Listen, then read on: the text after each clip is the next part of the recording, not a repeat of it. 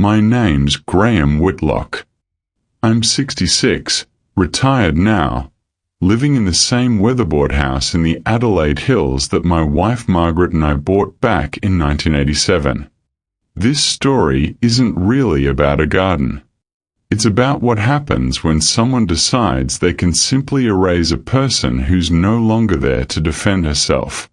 But to understand why what happened mattered so much, you need to understand Margaret and what that garden actually was. Margaret passed away 4 years ago from ovarian cancer. In the 18 months she knew it was coming, she didn't spend her time being afraid. She spent it in the garden. Specifically, in a strip of land along the eastern fence line where she'd been growing roses since our son Daniel was a toddler.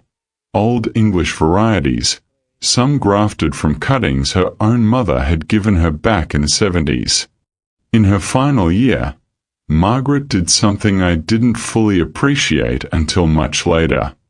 Our little township runs a community heritage scheme through the local council, a program where residents can register significant plantings, particularly older or heirloom varieties, as part of a local heritage garden trail that the council maintains records for and occasionally includes on community open garden days.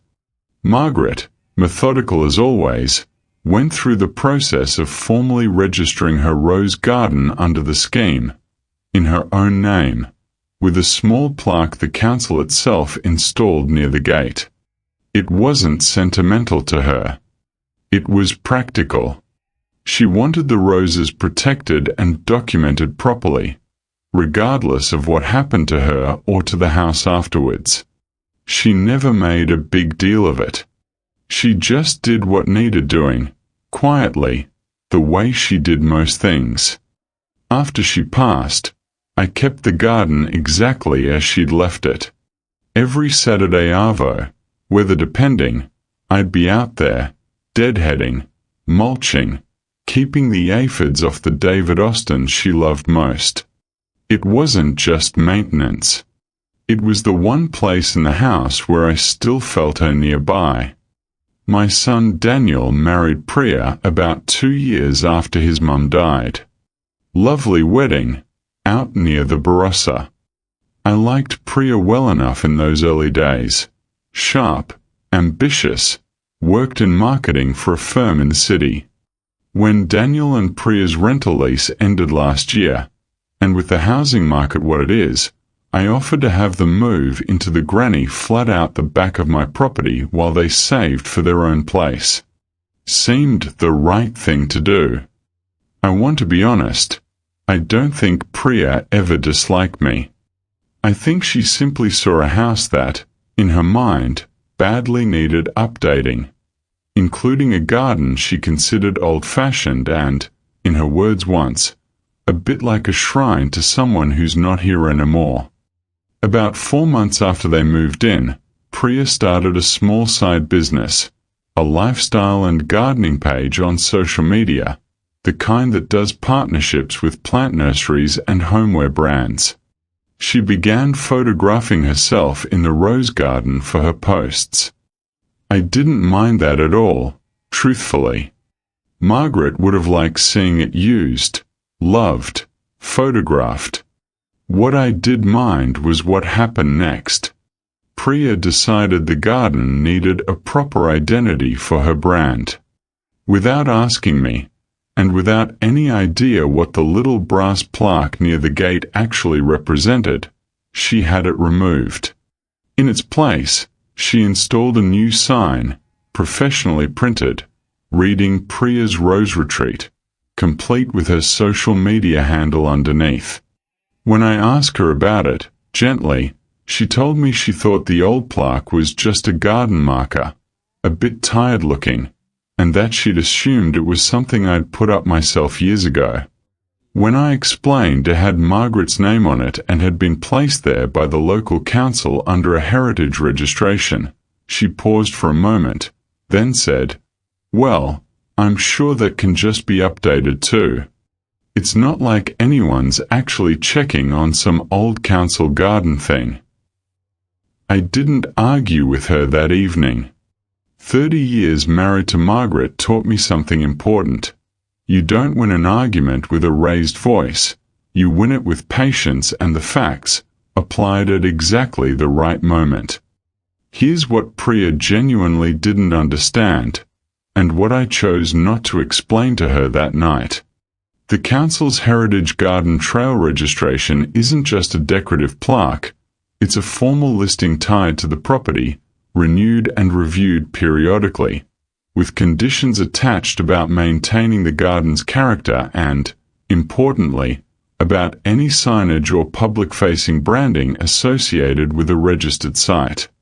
Because Priya had begun actively using the garden commercially, for sponsored content, tagging brands, promoting products for payment, she had, without realizing it, turned a private residential garden with a small heritage listing into something closer to a commercial promotional space, under a name that had no connection whatsoever to the original registration. I'd known about these conditions for years, because Margaret had gone through the whole process with me sitting right beside her at the kitchen table. I also knew, quietly, that the council does periodic reviews of the heritage trail properties, partly for maintenance grants, partly because a few residents over the years had tried using the heritage status to boost their own commercial ventures, which the scheme specifically prohibits. I didn't ring the council out of spite. I rang them because it was, quite simply, the honest thing to do. I explained that the registered garden signage had been altered without heritage approval, and that it was now being used, under a different name entirely, for a commercial social media business operating out of the property.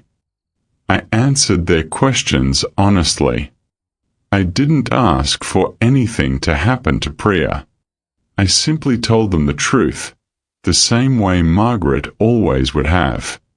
3 weeks later, an official council letter arrived, addressed to the property but naming Priya directly, since her name and business had been the ones publicly associated with the garden online.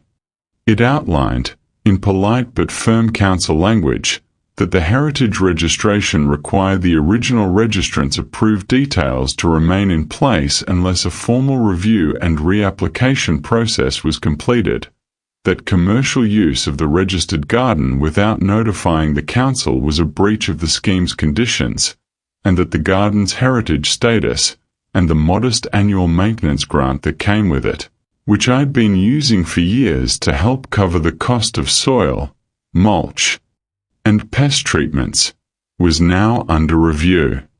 Priya was mortified. Not because of some dramatic public scandal, nothing like that happened, but because a garden she'd built an entire small business identity around, tagging sponsors and inviting a modest but growing audience to watch Priya's rose retreat flourish, was suddenly formally flagged by the local council as being under compliance review, with her name directly on the correspondence. She came to me that evening, letter in hand, genuinely rattled, asking what on earth this meant and how it had happened. I told her, calmly, the same way I'd have explained a fence line dispute to a neighbor, plainly, without raising my voice. I told her the garden had never simply been an old marker or some council thing nobody checks. I told her it was the one formal, documented, protected piece of Margaret that still existed in the world, registered in Margaret's name specifically so it couldn't quietly be erased or repurposed by whoever happened to be living in the house afterwards. And I told her that when she'd chosen to build a paid business around it under a different name, she had triggered exactly the kind of review the scheme exists to prevent. Priya didn't lose the garden, and I never wanted her to. What she lost was the assumption that Margaret's name, and Margaret's garden, was simply hers to rename because I hadn't argued loudly enough in the moment. She went through the proper process with the council over the following month, restoring the original registered signage, formally notifying them of any future commercial use. And, to her credit, she did it without complaint once she understood what the garden had actually represented.